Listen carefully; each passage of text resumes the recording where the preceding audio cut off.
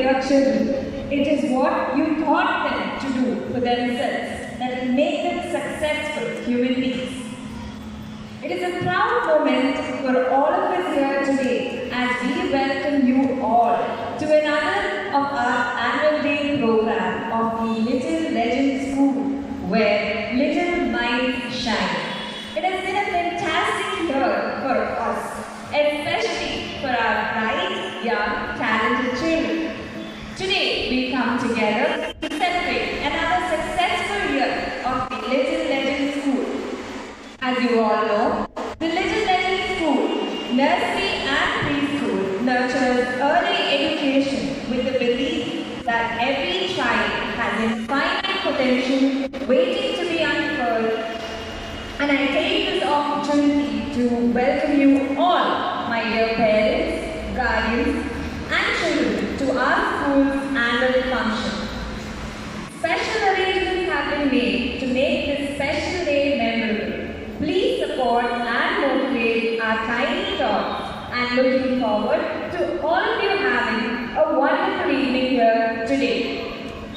And there's also a small request that please be seated throughout the event, and just to ensure that all the functions and events are being photographed and videographed, so please be seated. And only the playgroup parents are requested to come and collect their kids as and when requested. So let's start the evening today with the prayer song by the UKG students. The students, this is our first performance.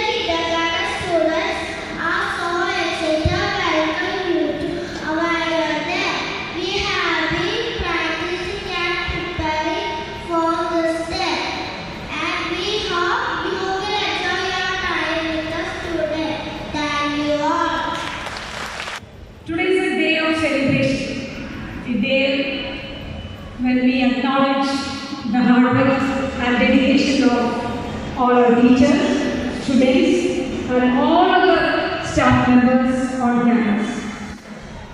Good evening to all the wonderful people present today. I feel so privileged to address you.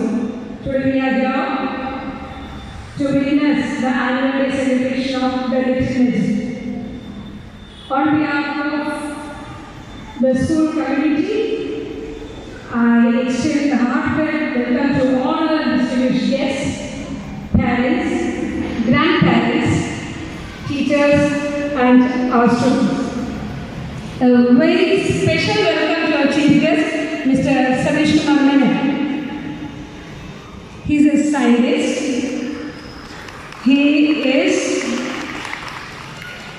is working in ESR, Research and Development Center in UAE.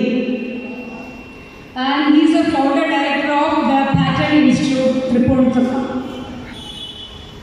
He was in the team of scientists headed by our former President, Dr. A.P. APJ Abdul Kalam sir when he was working in DRDO. It was not only his work efficiency which caught our attention, but his social responsibility to mold students and youngsters to become star performers of their respective field through his platform, The Pattern Institute.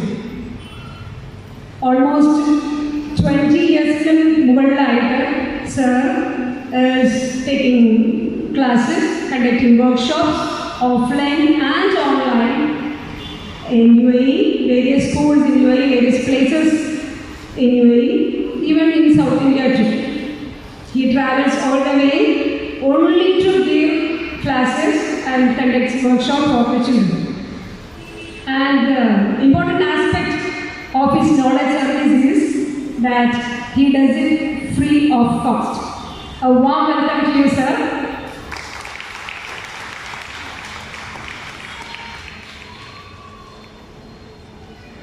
Ihan?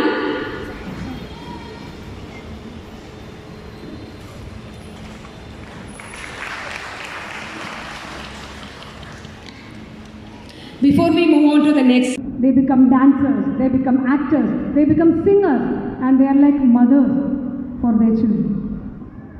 So, don't they deserve a big round of applause for that?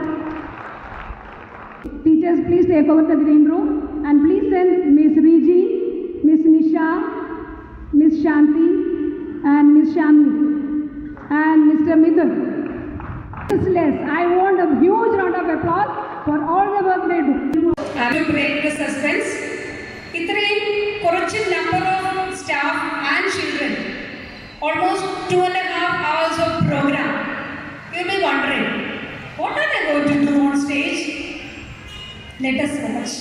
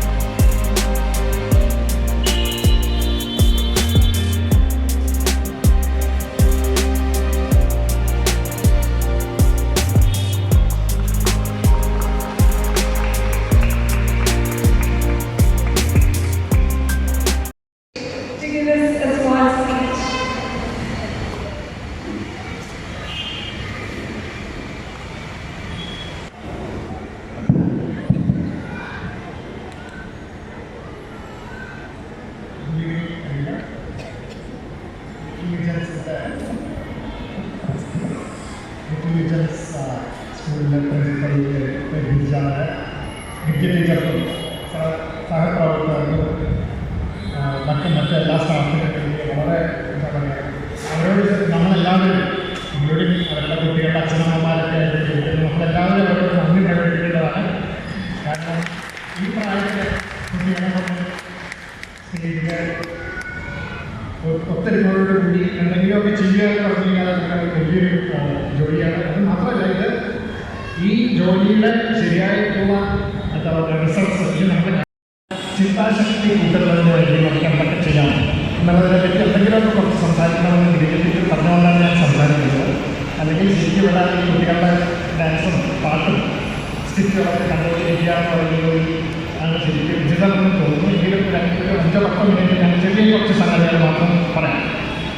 ഈ ചിന്താശക്തി കുട്ടികൾക്ക് കൂട്ടുന്നെങ്കിൽ 4 സംഗതികളാണ് നമ്മൾ ചെയ്യുന്നത്. അപ്പോൾ അത് വളരെ സിമ്പിളായിട്ട് പറയുകയാണ്. 4 സംഗതി. ഒന്ന്, ലേണിംഗ്, പെർഫെക്റ്റിംഗ്, റീട്രെയിനിങ് ആൻഡ് എന്ന് പറയുന്ന 4 സംഗതികളാണ്. ലേണിംഗ് പഠിത്തത്തിലുള്ള ചിന്താശക്തികൾ മാറ്റിയെടുക്കാം. പിന്നെ പെർഫെക്റ്റിംഗ്, അത് നല്ല വിധത്തിൽ കൃത്യതയോടുകൂടി സൂക്ഷ്മതയോടുകൂടി ചെയ്യുക. എന്ത് ചെയ്യുക ചെയ്യാനായിട്ടുള്ളൊരു ലക്ഷ്യങ്ങൾ, അതാണ് മറ്റൊരു ആസ്പെക്ട് ചിന്താശക്തി കൂട്ടുന്നത്. മൂന്നാമത്തതാണ് റീട്രെയിനിങ്, പുതുമയുള്ള സംഗതികൾ മാറ്റിപ്പിടിക്കാമെന്നാണ് പറയുന്നത്. അങ്ങനെ ഓരോ സംഗതികൾ പുതുമയുള്ള സംഗതികൾ കുട്ടികളെ ഇൻട്രൊഡ്യൂസ് ചെയ്ത് കൊടുക്കുന്ന 3 സംഗതികൾ. പിന്നെ നമ്മുടെ സാഹചര്യം അല്ലെങ്കിൽ ചുറ്റുപാട്. അപ്പം ഇതിൽ ഈ പറയുന്ന 4 സംഗതികൾ മാത്രമേ നമ്മുടെ ബ്രെയിനിൽ വർക്ക് ചെയ്യുള്ളൂ. അതാണ് നമുക്ക് ഈ കുട്ടികൾക്ക് കൊടുക്കേണ്ടത്. അപ്പം അതിന് വേണ്ടതായിട്ടുള്ള ചെറിയ പ്രാക്ടിക്കലായിട്ടുള്ള കുറച്ച് ടിപ്സ് അതാണ് ഞാൻ ഉദ്ദേശിക്കുന്നത്. ഈ ചെറിയ കുട്ടികളുടെ അച്ഛനമ്മമാർ ഇവരെ കൊണ്ട് ബുക്കുകളോ അല്ലെങ്കിൽ ചിത്രകഥകൾ, ആദ്യം തുടങ്ങുന്ന ചിത്രകഥകൾ ഇവരെ കാണിച്ചു കൊടുത്തിട്ട് ആ കഥകൾ പറഞ്ഞു. അത് ഈ 4-5 വയസ്സ് പ്രായത്തിലുള്ള കുട്ടികൾക്കാണ് ഏറ്റവും കൂടുതൽ അത്യാവശ്യമായിട്ട് കൊടുക്കേണ്ടതായിട്ടുള്ള ഒരു ഡെയിലി ഡിസിപ്ലിൻ. അതിനുശേഷം 5 വയസ്സ് കഴിയുമ്പോഴേക്കും അത് ടെക്സ്റ്റ് എഴുതിയിട്ടുള്ള പ്രിന്റ് ചെയ്തിട്ടുള്ള കഥകൾ വായിച്ചു കൊടുക്കുന്ന ഒരു ജീവിതത്തിലേക്ക് വരും. അപ്പം അത് എല്ലാ ദിവസവും ചെയ്യണം. അച്ഛനമ്മമാരെ എല്ലാ ദിവസവും ഒരു 15-20 മിനിറ്റ് കുട്ടികൾക്ക് വേണ്ടിയിട്ട് രാത്രി അവർ കിടക്കുന്നതിന് മുമ്പ് 5-20 ചിത്രകഥകൾ കഥ പറഞ്ഞു അത് മനസ്സിലുണ്ടാക്കുന്ന ഒരു വികസനം. അപ്പോൾ നിങ്ങൾക്ക് ഇപ്പോൾ ആലോചിച്ചാൽ എന്താ പറയുക, ഊഹിക്കാൻ പറ്റാത്ത വിധത്തിലുള്ള ഒരു വികസനമാണ് നമ്മുടെ മനസ്സിൽ, കുട്ടികളുടെ മനസ്സിലുണ്ടാക്കുന്നത്. ചിത്രങ്ങൾ കാണുന്നത് ഇതുവരെ കാണാത്തതായിട്ടുള്ള ആന അല്ലെങ്കിൽ ഒട്ടകം, മുയല്, ഇവര് ഈ ഡാൻസുകളിലൂടെ മനസ്സിലാക്കുന്നത് ചിത്രങ്ങളിലൂടെ ഇവരെ കാണാത്ത സംഗതികൾ കഥകളിലൂടെ പറയുന്നത്. ഇതൊരു 6 മാസം അല്ലെങ്കിൽ ഒരു കൊല്ലം ദിവസവും ചെയ്യുന്നത് ബ്രേക്ക് ഉണ്ടാക്കാൻ പാടില്ല. ഇടയ്ക്ക് 1-2 ദിവസം അവരുടെ ബ്രേക്ക് ചെയ്യാവുന്നല്ലാണ്ട് എല്ലാ ദിവസങ്ങളിലും ഒരു 15-20 മിനിറ്റ് നമുക്ക് അച്ഛനമ്മമാർക്ക് ചെയ്തു കൊടുക്കാവുന്ന ഒരു കാര്യമാണ്. ഇതിന് കൂടുതൽ എന്താ പറയുക, ടെക്നോളജി അല്ലെങ്കിൽ മറ്റേ ഡിവൈസസ് ഒന്നും ആവശ്യമില്ല. നമുക്ക് സാധാരണ നമ്മുടെ പഴയ ടെക്നോളജി ഉപയോഗിച്ചിട്ട് ബുക്കുകളും ചിത്രകഥകളും ഉപയോഗിച്ച് ചെയ്യാവുന്നതാണ്. ഇത് ഇവരുടെ മനസ്സിലെ ഈ ചിത്രങ്ങൾ ഉണ്ടാക്കി കൊടുക്കുകയാണ് ചെയ്യുന്നത്. എന്ന് മാത്രമല്ല, അവര് കഥകൾ പറഞ്ഞു കൊടുക്കുമ്പോൾ ചെവിയുടെ ശബ്ദം, ഈ ശബ്ദവും ചിത്രങ്ങളും മനസ്സിലുള്ള ചിത്രങ്ങളോടെ കൂടി ചേർന്ന് വരുന്ന ഒരു പ്രക്രിയ ബ്രെയിനിൽ നടക്കുന്നത്. അത് കഴിഞ്ഞ് കുറച്ചുകൂടെ വലുതാവുമ്പോൾ കഥകൾ വായിച്ചു കൊടുക്കണം, ടെക്സ്റ്റ് നോക്കി വായിച്ചു കൊടുക്കണം. വലിയ ടെക്സ്റ്റ് ഇങ്ങനെ 2-3 കൊല്ലത്തെ ഒരു എന്താ പറയുക തുടർച്ചയായിട്ടുള്ള ഒരു പരിശീലനം അവർക്ക് കൊടുക്കുകയാണെങ്കിൽ ഇത് സ്കൂളിൽ മാത്രം കൊടുക്കുന്ന കാര്യമില്ല. കാരണം സ്കൂളിൽ അവരെ ഒരു ദിവസം 4-5 മണിക്കൂറാണ് സ്പെൻഡ് ചെയ്യുന്നത്. ബാക്കിയുള്ള 10-18 മണിക്കൂറാണെങ്കിൽ 20 മണിക്കൂർ അച്ഛനമ്മമാരുടെ കൂടെയാണ്. അപ്പോൾ ഒന്ന് ആലോചിച്ചു, 20 മണിക്കൂർ അച്ഛനമ്മമാരുടെ 4 മണിക്കൂർ മാത്രം കൊടുക്കുന്ന കാര്യമില്ല. ഒരു 24/7 7 ദിവസം 24 മണിക്കൂർ നമുക്ക് അവരുമായിട്ട് ഇന്ററാക്ട് ചെയ്യുന്ന അച്ഛനമ്മമാർക്കാണ് ഇത് വലിയ പങ്കുള്ളത്. അപ്പോൾ അത് നമ്മൾ ചെയ്യാതിരിക്കുന്നത്. അങ്ങനെ ചെയ്യുമ്പോൾ മനസ്സിലുണ്ടാകുന്ന വികസനം ഇത് പിന്നീട് 10ാം ക്ലാസ്സിലേക്ക് എത്തി തുടങ്ങുമ്പോഴാണ് നമുക്ക് ഇതിൻ്റെ ശരിയായിട്ടുള്ള ശക്തി മനസ്സിലാവുന്നത്. അവർക്ക് സ്വന്തമായിട്ട് ബുക്ക് വായിക്കുകയും അത് മനസ്സിലാക്കുകയും അതുമാത്രമല്ല വായിച്ച് മനസ്സിലാക്കുന്ന സംഗതികളെ പടങ്ങളാക്കി മാറ്റാൻ അല്ലെങ്കിൽ ഡയഗ്രാംസൊക്കെ ആക്കി മാറ്റാനായിട്ടുള്ള ഒരു കഴിവ് ഈ കുട്ടികൾക്ക് ഉണ്ടാവും. ഇത് ഞാൻ വെറുതെ പറയുന്നതല്ല, നമുക്ക് എക്സ്പെരിമെന്റ് ഇന്നത്തെ പുതിയ ന്യൂറോ സയൻസ് തെളിയിച്ചിരിക്കുന്ന സംഗതിയാണ്. എന്ന് മാത്രമല്ല, എൻ്റെ തന്നെ പേഴ്സണൽ എക്സ്പീരിയൻസിൽ കഴിഞ്ഞ 10-25 കൊല്ലമായിട്ട് കുട്ടികളുടെ ഇതുപോലത്തെ കാര്യങ്ങൾ ചെയ്യിപ്പിച്ച് പ്രവർത്തിക്കുന്നതുകൊണ്ട് മനസ്സിലാക്കാനും കണ്ട് മനസ്സിലായിട്ട് തന്നെ അതിൻ്റെ ശരിയായിട്ടുള്ള പ്രാക്ടിക്കൽ എക്സ്പീരിയൻസസ് ഒരുപാട് ഉണ്ട്. കുറേ കുട്ടികളെ ടീച്ചർ തന്നെ കണ്ടിട്ടുണ്ട്. ഞങ്ങൾ 10-15 കൊല്ലമായിട്ട് ഇങ്ങനത്തെ പരിപാടികൾ ചെയ്യുന്നത്. അപ്പോൾ ഈ മനസ്സിൻ്റെ ഉള്ളിൽ വിഷ്വലൈസേഷൻ എന്നൊക്കെ പറയുന്ന കഴിവുകൾ നമുക്ക് എടുക്കുകയാണ്. പിന്നെ ഇത് കൂടാണ്ട് വേറെ ഒന്നും ചെയ്യുന്നത്, കുട്ടികൾക്ക് ദിവസവും കുറഞ്ഞത് 10 മണിക്കൂറെങ്കിലും ഉറക്കം, കണ്ടിന്യൂസ് ആയിട്ടുള്ള ഉറക്കം നമുക്ക് കൊടുക്കാൻ സാധിക്കാറുണ്ട്. കാരണം ഈ ദിവസവും കാണുന്നതും മനസ്സിലാക്കുന്നത് ലേണിംഗ് ആൻഡ് പെർഫെക്റ്റിംഗ് പ്രോസസ്സിൽ മനസ്സിലാക്കുന്ന സംഗതികൾ മനസ്സിനുള്ളിൽ നമ്മളിതൊക്കെ പറയുന്ന ഓർമ്മശക്തി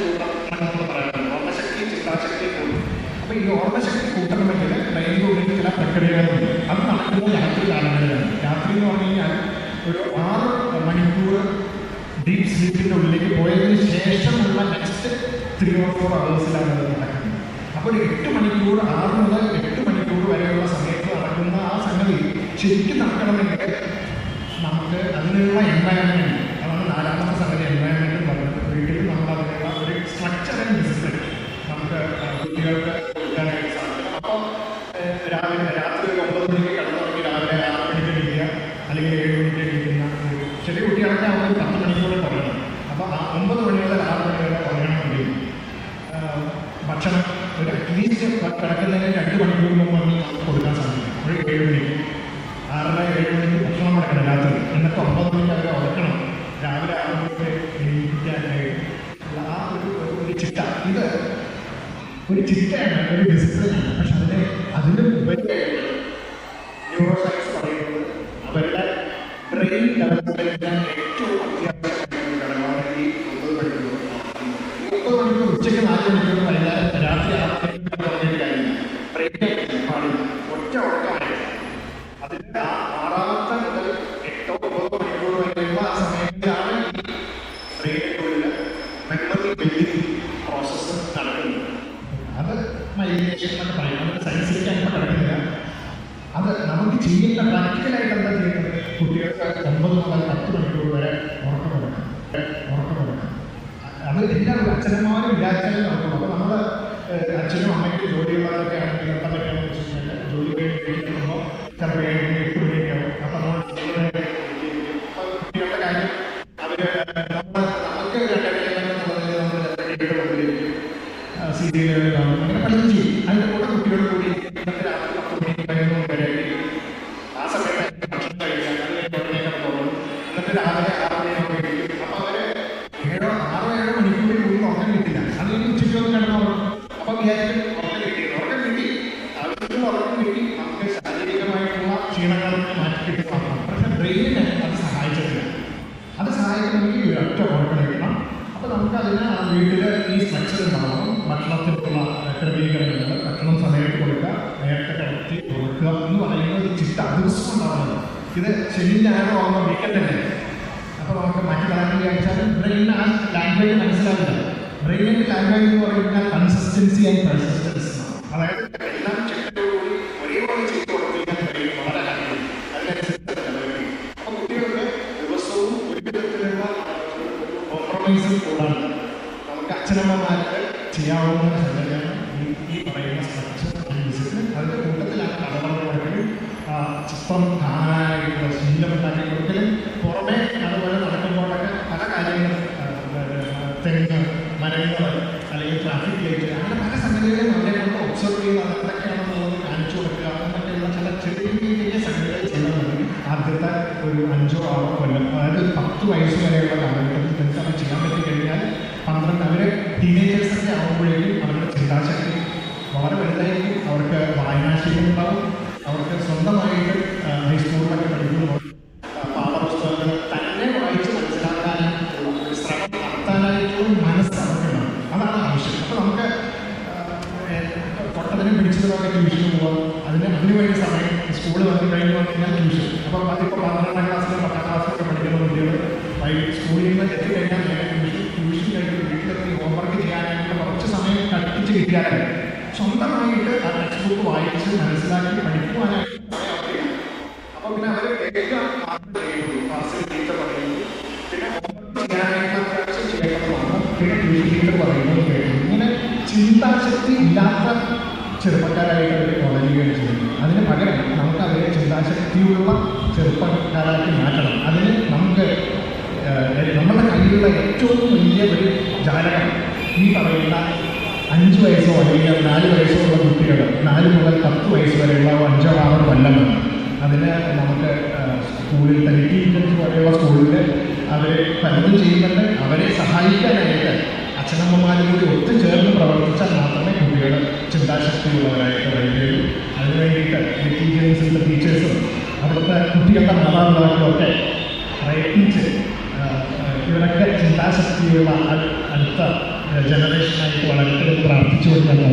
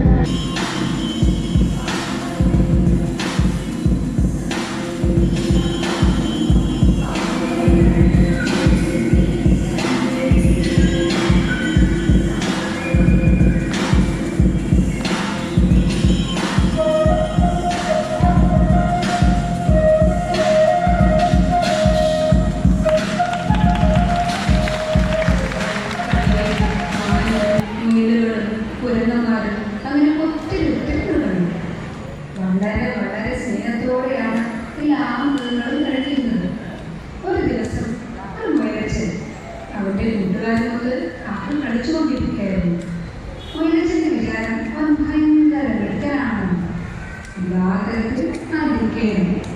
മുയലച്ചൻ കൂട്ടുകാരോട് പറഞ്ഞു, നിനക്കറിയാമോ, ഈ നാട്ടിൽ ഏറ്റവും വേഗം കൂടിയ മൃഗം ഞാനാണ്. എനിക്കത് ഓർമ്മിപ്പിക്കാറില്ല. ആണോ? എനിക്ക് ഇത്ര വേണ്ടി ഓടാൻ കഴിയുമോ? അപ്പൊ മഴ കടുവയിൽ കണ്ണു കാണിക്കുക. അവരൊക്കെ എന്റെ വേഗത്തിന്റെ മുമ്പ് എല്ലാരും നോക്കൂ. എനിക്ക് കാണില്ല. ചിലപ്പോ നിനക്ക് പറ്റുമായിരിക്കും.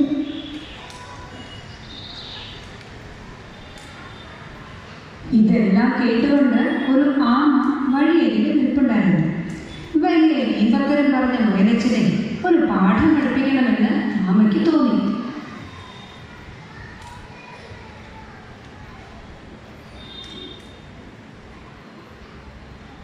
ഞാൻ പറഞ്ഞു, ഈ കാട്ടില് ഏറ്റവും വേഗം കൂടിയ മൃഗം നീയാണ്. നമുക്ക് എത്രയോ മൃഗങ്ങളുടെ എത്ര വേഗത്തിലാണ് ഈ കാട്ടില് ഓടാറുള്ളത്. നമുക്കെന്തറിയാം, നമുക്ക് വേഗത്തിൽ നടക്കാൻ പോലും ആവില്ലല്ലോ. എന്നിട്ടാണ് എന്നെ കളിയാക്കുന്നത്. കൂട്ടുകാരെ, എങ്ങനെ സാധിക്കും ഓടി മുയലിനെ എല്ലാവരെയും തോപ്പിക്കാനാവുന്നു? അത്രയ്ക്കായോ? എന്നാൽ പിന്നെ നമുക്ക് ഒരു ഓട്ട മത്സരം നടത്തിയാലോ? ആരുണ്ട് എൻ്റെ കൂടെ ഓട്ട മത്സരത്തിന്? മുയലച്ചന് ദേഷ്യം വന്നു തുടങ്ങി. മൃഗങ്ങളെല്ലാം മുയലച്ചന്റെ ബിംബത്തരം കേട്ട് അമ്പരന്ന് നിൽക്കുകയാണ്. നിന്റെ കൂടെ ഓട്ട മത്സരത്തിന് ഞാൻ തയ്യാറാണ്. ഇത് കൊച്ചു മൃഗമാണെങ്കിൽ എന്നെ ഓടിപ്പോപ്പിക്കാണ്. എന്നാൽ പിന്നെ നാളെ തന്നെ ഓട്ട മത്സരം.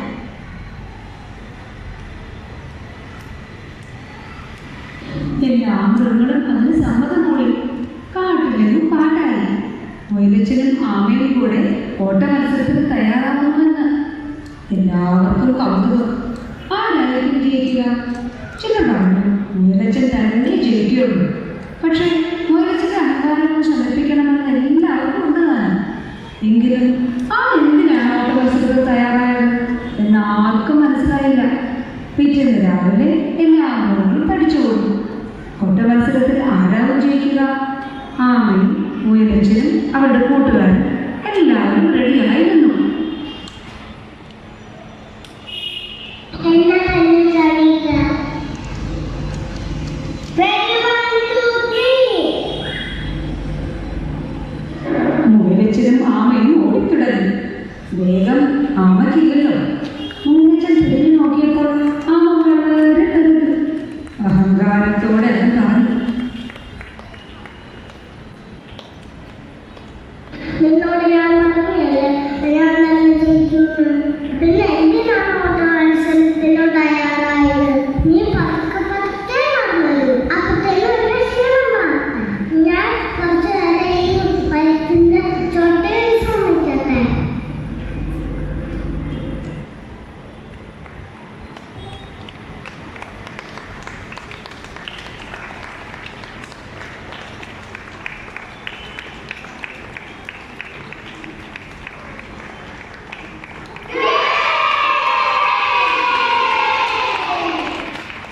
അയ്യോ, ഉറങ്ങിപ്പോയല്ലോ. അമ്മ ഇത്രയാണോ മുമ്പിലെത്തുക? വിഷമത്തിലായ മുയലച്ചന് പക്ഷെ ഒരു കാര്യം മനസ്സിലായി. തന്റെ അമിതമായ ആത്മവിശ്വാസവും അഹങ്കാരവും നല്ലതല്ലായിരുന്നു. മുയലച്ചന്റെ വിഷമം കണ്ട ആമ പറഞ്ഞു, സങ്കടപ്പെടണ്ട കൂട്ടുകാരാ. അഹങ്കാരം ആപത്താണെന്ന് മനസ്സിലായില്ലേ? ശരി, ഒരിക്കലും വീണു പറഞ്ഞു കൊടുക്കൂല. ഞാൻ എല്ലാം ദൈവമായിരുന്നു മനസ്സിലാക്കി.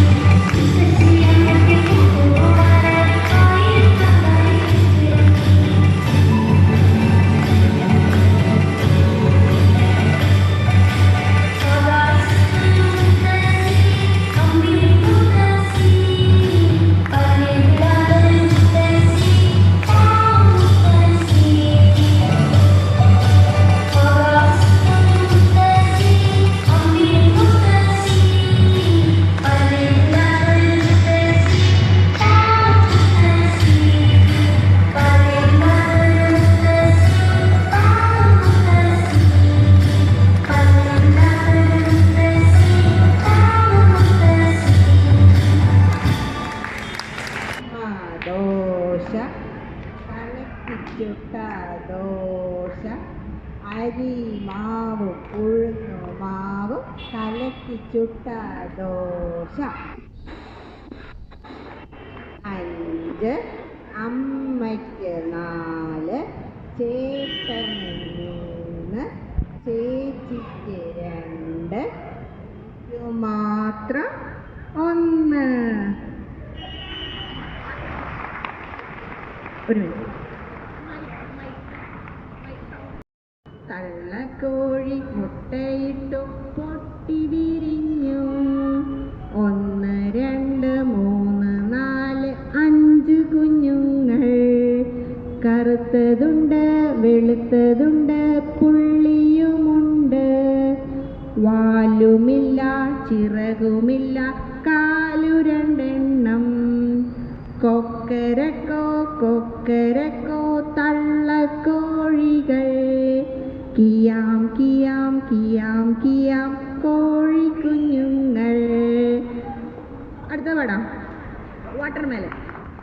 Watermelon watermelon, pineapple pineapple, banana banana banana banana, fruit salad fruit salad. Okay, next.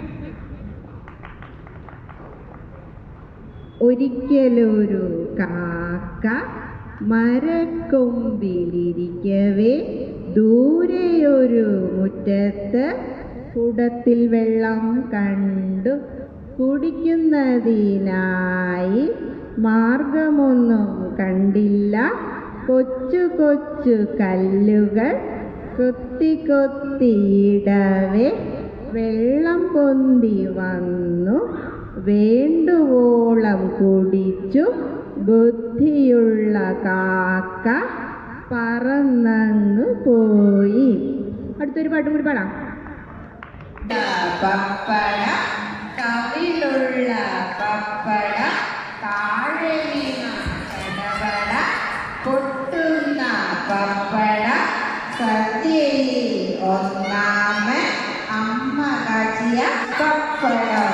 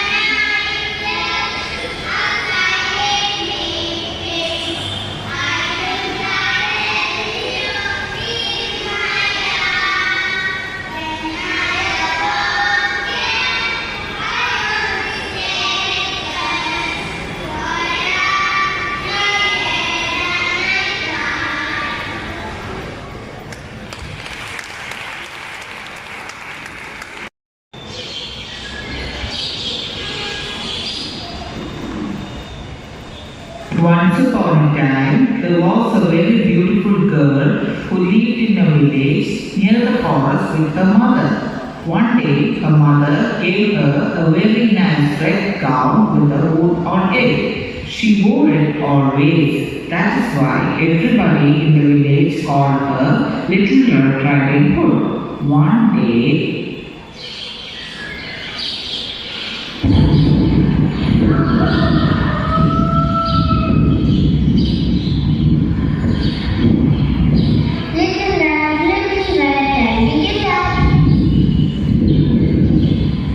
Did you call me mother? Yes, Little Red Riding Hood. Your grandmother is very sick. I want you to go to her house and take her this little basket with some food. Yes, mother. Okay, father. But don't stop in the forest and don't talk to strangers. Do as she says and go to your grandmother's house. I got it, father. Sure, mother.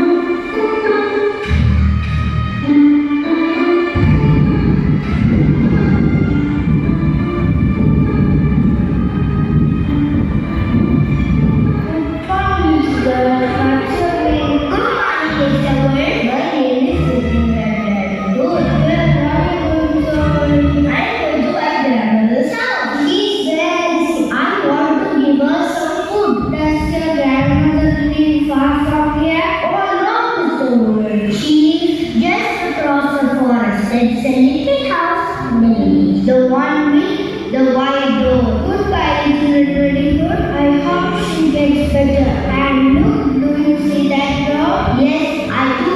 Just follow that door. You will find your grandmother's house. Oh yes, I will. Thank you.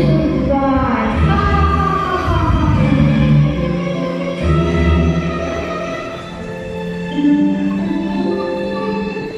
Little Red Riding Hood kept looking for flowers, disobeying her parents.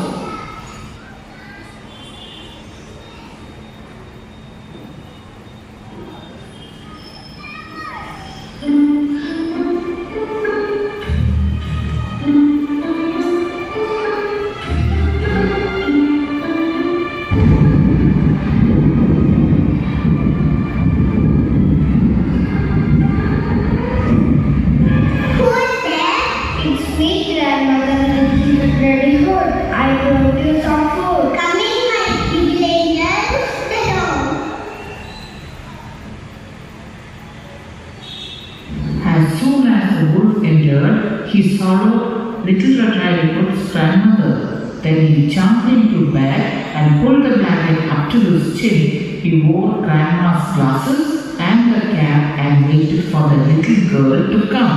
A few minutes later, little Red Riding Hood arrived at her grandmother's house. She knocked at the door.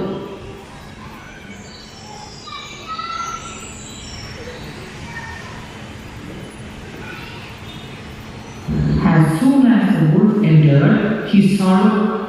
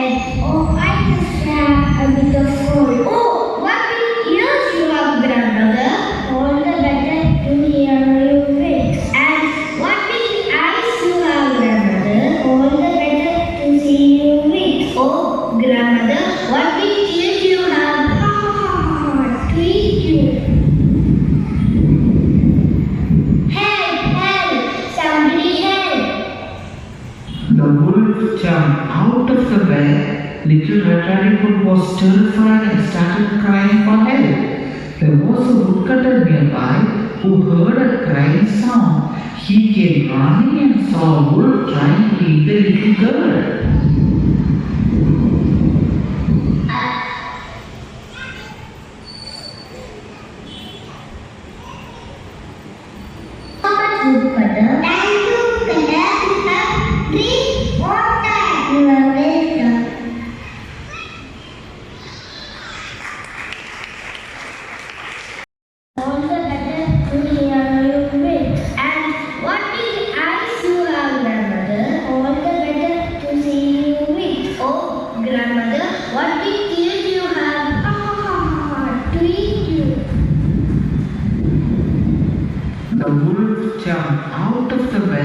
Little Red Riding Hood was terrified and started crying for help.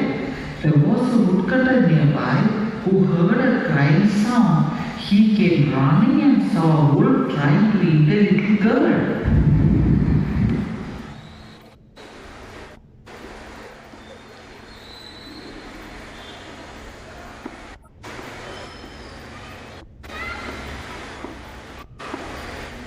The wolf jumped out of the bed.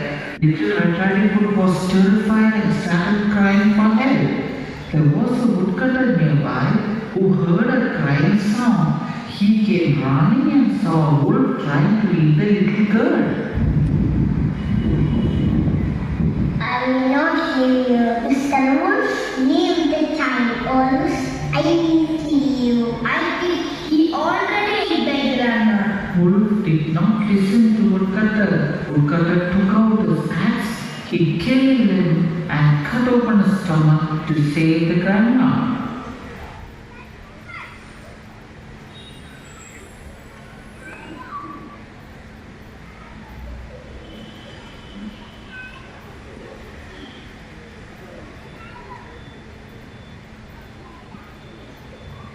Oh, thank you so much, Woodcutter. Thank you, Cutter. Drink water. You are welcome, Grandma. I was so scared. This will be a lesson for you, Little Red Riding Hood. You should listen to your parents. Sure, I will always listen to my parents. I will never talk to strangers in the forest. I love you. The moral of the story is that children must obey their parents and they must never talk to strangers, even if they are very friendly.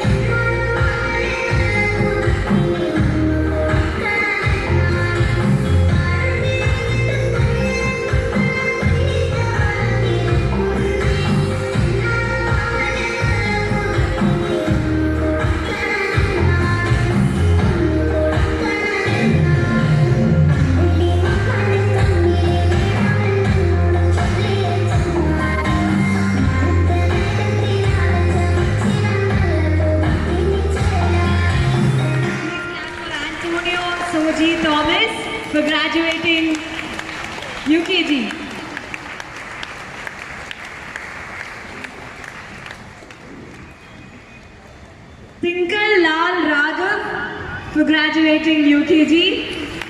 Congratulations.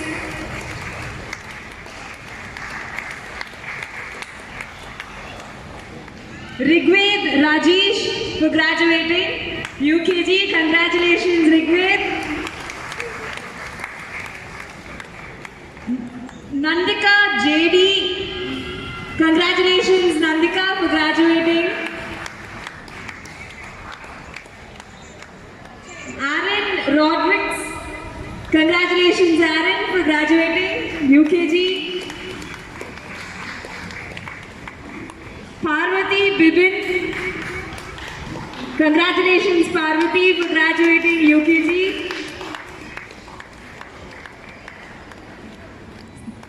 Sri Mahadev. Congratulations, Sri Mahadev, for graduating UKG.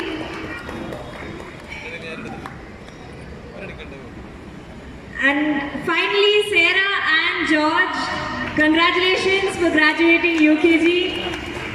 Let's give a round of applause for everyone, for all the kids on stage who are graduating UKG this year from our school.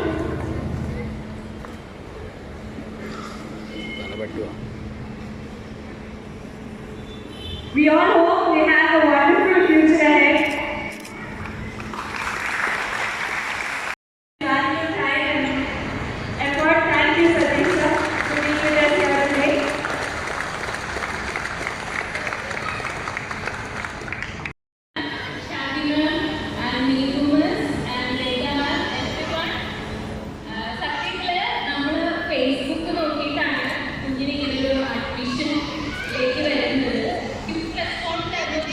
admission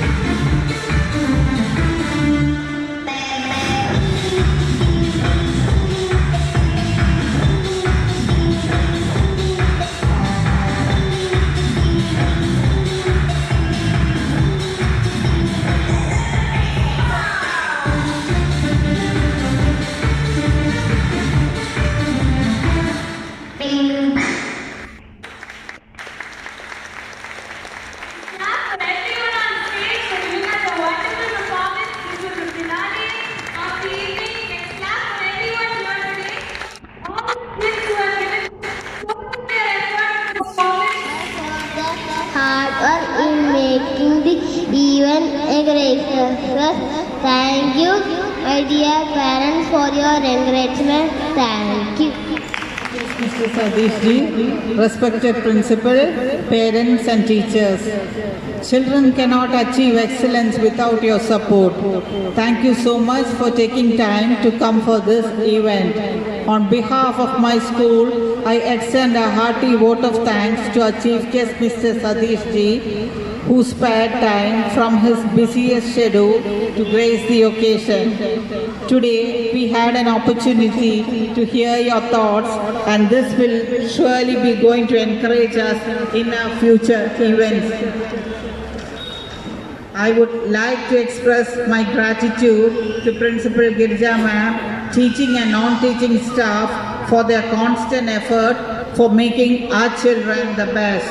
A big thanks to Tripunithura Municipality for granting to use their premises for our annual program. Also to the technical staff whose contribution and effort made this event a super success. Finally, kudos to my dear children for doing their best and making this event a great success. Wishing all the best for my UKG children. Thank you.